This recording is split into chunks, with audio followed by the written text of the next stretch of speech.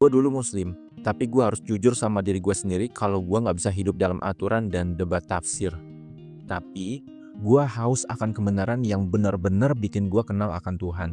Awalnya justru gue pengen ngajak cewek gue masuk Islam.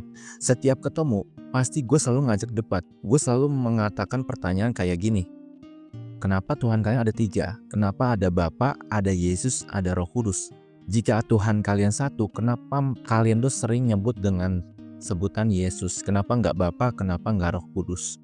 Kenapa juga Yesus harus disalib dan kenapa kalau dia Tuhan dia nggak bisa membebaskan dirinya sendiri? Dan cewek gua selalu nggak pernah jawab pertanyaan itu. Dia cuma berkata, baca dulu aja Alkitabnya nanti kita bahas. Dalam hati gua, lah kok kayak gitu? Lu ngeles aja ya, lu nggak bisa jawab pertanyaan gua. Tapi oke lah, gua coba buat baca, siapa tahu dia nggak berkutik dengan pertanyaan-pertanyaan gua yang lebih banyak lagi. Biasanya waktu bulan puasa gua tuh tadarusan. Tapi kali ini gua coba untuk baca Alkitab pelan-pelan.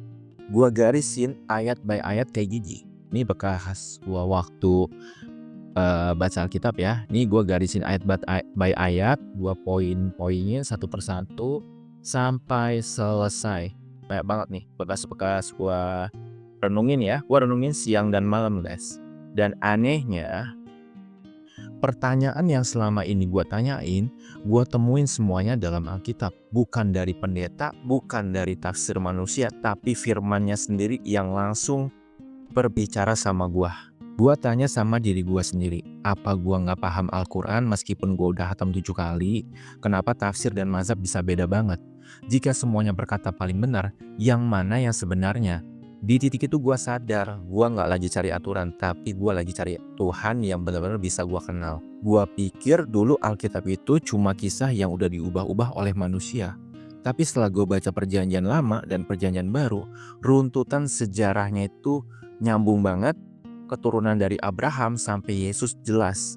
Nubuatan digenapi satu persatu, gak pernah meleset. Gue kayak ngomong sama diri gue sendiri, ini tuh gak cuma kitab, tapi kayak rangkaian janji Tuhan dari awal sampai tuntas. Dan di situ gue mulai ngerti kalau hukum itu gak bisa nyelamatin kita. Hukum itu ibaratnya kayak cermin yang cuma nunjukin kalau manusia itu gak bisa lurus sendiri. Gue juga dulu mikir kenapa Yesus bisa mati. Tetapi setelah gue pahami konteksnya, manusia dari dulu gak pernah bisa nurutin hukum. Di zaman Nuh, bahkan gak ada Taurat ya, tetap kacau. Dikasih Taurat makin kelihatan berdosa. Bahkan Paulus sendiri berkata, jika manusia tanpa hukum gak bakal sadar melakukan perbuatan dosa. Artinya apa? Manusia dari dulu emang gak bisa nyelamatin dirinya sendiri. Dan Yesus datang ke dunia bukan untuk menambah aturan, tapi dia menjadi hukum itu sendiri dan menjalaninya dengan sempurna. Dia membayar kegagalan yang dilakukan oleh manusia. Makanya dia disebut anak domba Allah. Kalau dulu itu korban hewan untuk penebus dosa sementara, Yesus yang gak berdosa dijadikan korban sempurna untuk selamanya. Itu bukan kelemahan, tapi Tuhan yang turun tangan sendiri. Gue juga masih ingat pas pertama kali gue ke gereja dalam kondisi gue masih muslim ya. Gue ngerasa jadi orang paling berdosa, gue takut, gue ngerasa murtad, dan bahkan gue belum berani nyebut nama Yesus. Bahkan gue sampai harus pakai masker supaya orang-orang itu gak ngeliat kegugupan gue. Tapi yang bikin gue bingung, gue ngerasa damai banget di situ. Intinya perjalanan gue itu gak instan. Gue garisin ayat by ayat, gue renungin setiap hari, sampai akhirnya gue sadar kalau penyalipan itu bukan bukti Yesus lemah, tapi bukti Tuhan sayang banget sama manusia.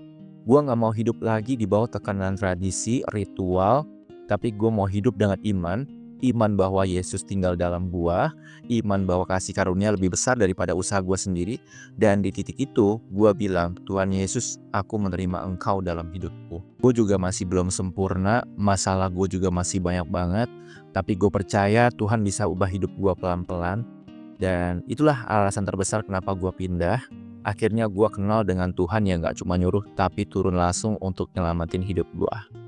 Terima kasih Yesus. Haleluya.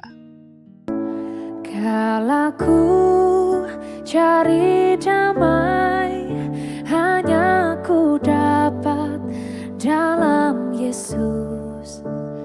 Kala ku cari ketenangan, hanya ku temui di dalam Yesus. Tak satu pun dapat